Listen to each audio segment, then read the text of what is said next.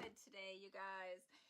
So welcome back to my channel. Today's video is going to be on this look right here / tutorial. I don't know that I am in any position to do tutorials, but I did make sure that I did a step-by-step explanation of some of my tips and tricks on which brushes I use, to how I hold the brush, to everything. So, and I use this Naturals palette today. You guys are probably going to see a lot more videos with this brand because I got a major Profusion haul. And this palette, you guys, is $10. And it comes with a really good brush. I'm hoping you guys can see this. If I get too close, it gets overexposed. So I'll show you guys from here. But yeah, I'm just loving this brand, and I am loving this look, and I love this palette specifically.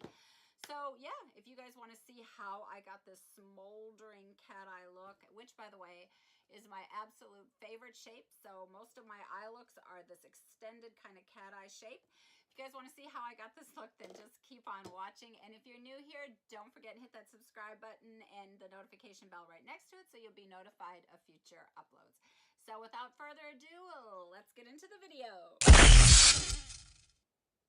All right, so this is the palette we're going to be using. It is the Naturals palette from Profusion Cosmetics. We are going to get into the eye tutorial in just a second. I'm going to do a couple things first. I'm going to seal my brows and apply my eye primer.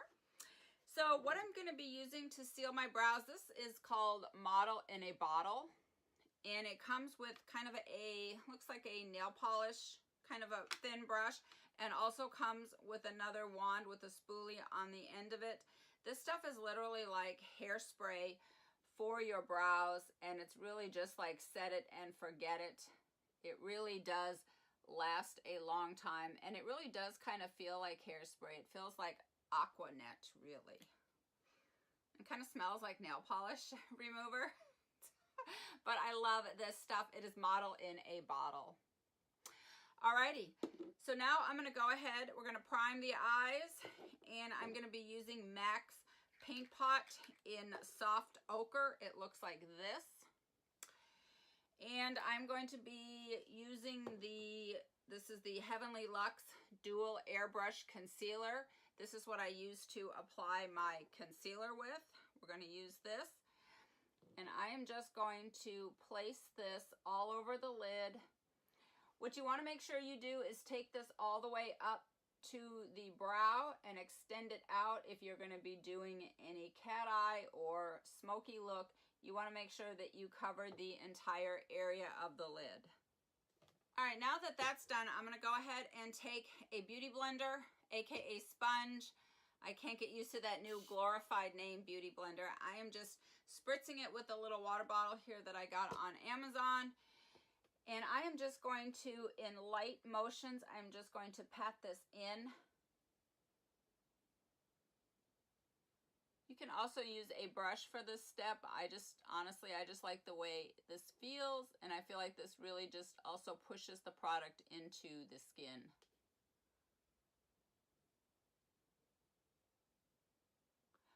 All right, next I'm going to set that primer with some translucent powder. This is just some cheap everyday stuff that I got just specifically for this purpose. I think this is the L'Oreal Hydra Perfect. Any translucent powder will do for this step. I'm just going to go over that primer with my powder.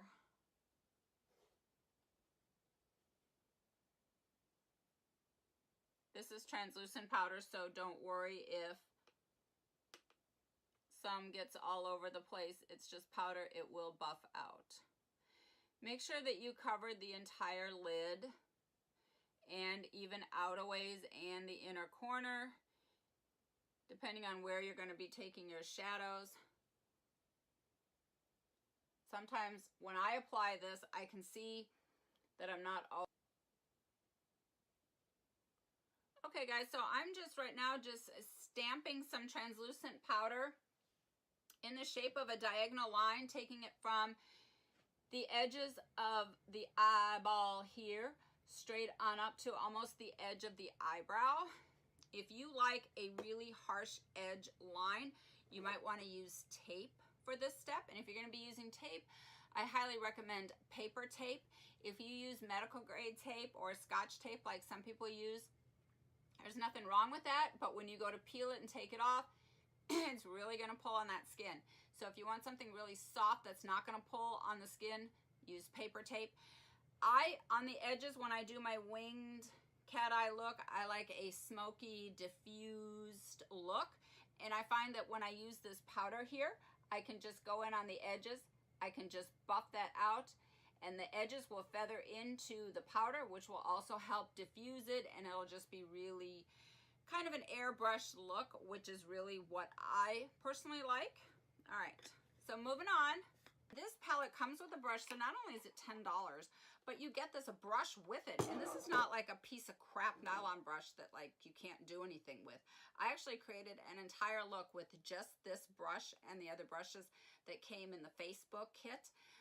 Very nice, really nice blending. And then the other side is kind of a really flat brush, so you can really just kind of pack that pigment on there if you're going to be doing like a shimmer shadow, or if you just want to place some darker colors in the corner of the eye, and you can use this other side to kind of blend that out. I was really impressed with this brush. So using this brush, I'm going to do an all over wash of color. I've already set my primer on my eyes, but I'm going to pick up a little bit of this Silky, which is a bone colored ivory shade, and I'm just going to do an all over wash of color, just to make sure that I don't have any damp spots from my primer. Make sure that it's all dried. All right, now I'm going to, for my first transition. All right, guys, let's talk brushes. I have 3 of my go-to brushes that I use for my transition area most often. I like about 2 to 3 colors in my transition shade area because I like that ombre gradient look, and then I will do a couple of more deep into the crease. So all of these brushes work. This is the Sigma E40, this is the M505, and also from Morphe, this is the E27. If you look at all of these 3, the M505, which is the one in the center, is a little bit shorter in terms of the handle. It's also just slightly more dense. It's also tapered, and so I feel like this one gives you a little bit more precision and a little bit more control when applying that first transition shade, if that's what you're going for. If you want more of a wash of color, kind of an airbrushed look, and you're taking your first transition shade kind of all over the place, which is what I do, then I like either one of these two because these just give you more of a diffused look. And I feel like that's the best way to get it. So usually when I'm starting with my transition shades, I'm going from lighter to darker, and then I am going from a larger, fluffier brush to a more smaller, controlled, tapered brush that will give me more precision. So you can kind of see how that works from light to dark, from larger brush, fluffy, to smaller, more controlled. So switching brushes now, I'm using the Morphe E27. I'm going to start with my first transition shade, and typically when I look at my eyes, I can see the natural contour of the eye, so I work within that. And everyone has like this brow bone. I typically take my first transition shade just slightly above that bone and just slightly below, so my first transition shade just kind of goes all over, kind of covers 2/3 of the eye. That's just how I like it. There's no rules, so you know, you can take your first transition shade, you can put it into the crease and feather it up, you can put it into the crease and take it down. There's just really no rules. It's just all what you like, and I like a wider area for that first transition shade. So I'm going to go into this shade right here, which is Outgoing, and it's a really pretty soft kind of a camel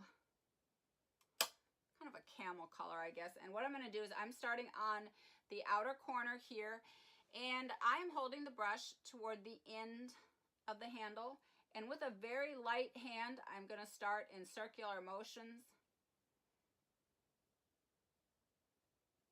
and I am going to sweep that in towards the inner corner.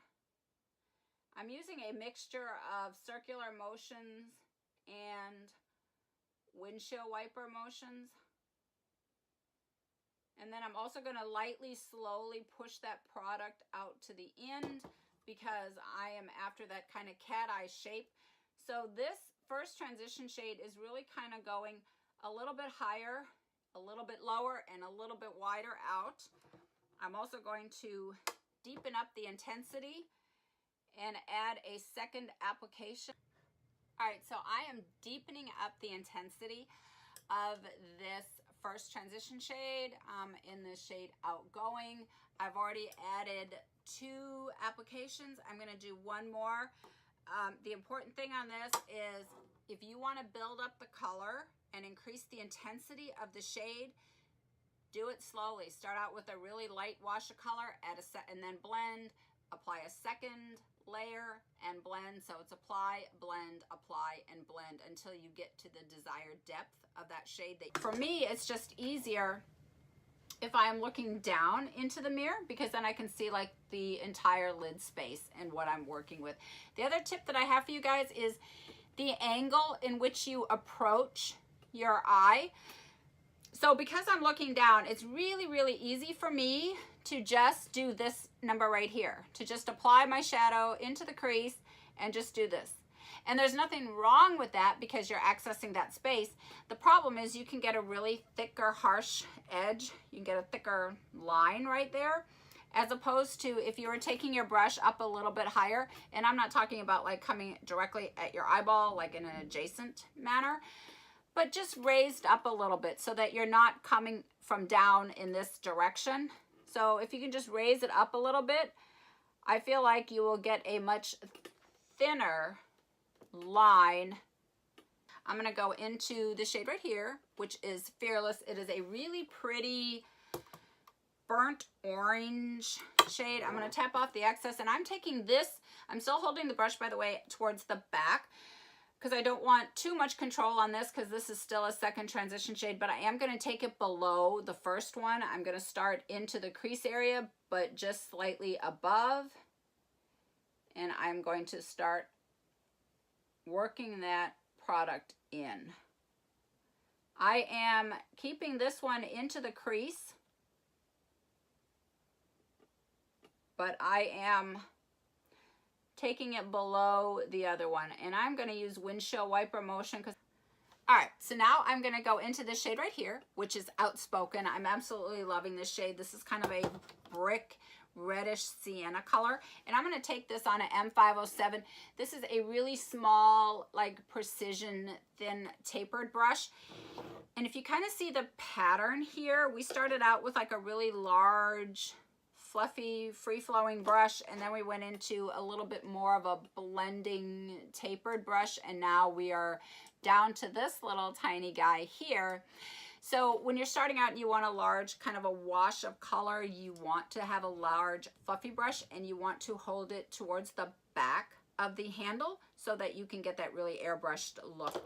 As you go down in size, and now we're working with this small little tapered guy, I'm going to hold this one a little bit more closer to the bristle because I want to have a little bit more control. Chrissy Teigen collaboration. I'm going to list all the products that I used below in the description box.